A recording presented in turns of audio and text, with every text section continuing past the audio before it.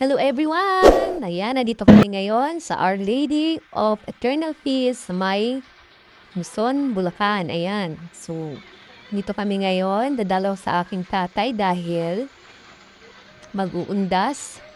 Ngayon, inagahan nga po namin guys. Ayan, Our Lady of Eternal Peace. Ito po yan sa may Bulacan po. Ayan.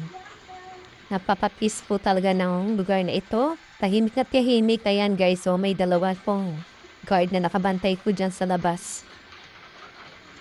Naglakad lang muna po kami saglit. Yan, ang ganda ng tanawin dito guys. Napaka-peaceful ang lugar.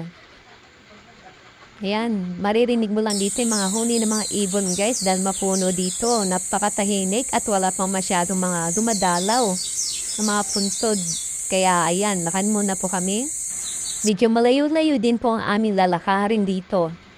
Yan guys, wala pa akong masyadong matanaw na tao guys. Wala pang katao-tao dito sa Our Lady of Eternal Peace. Lima lang kami naglalakad dito kasama kong aking mother, ang aking anak at ang anak kong bunsong lalaki.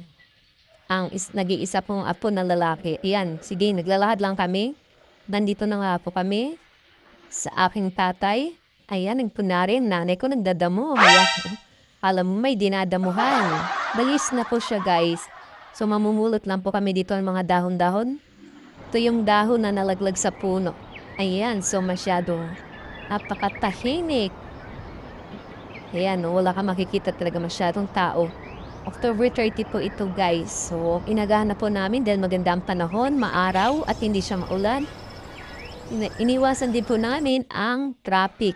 Hanggang dito na lang guys. Thank you for watching. Bye-bye.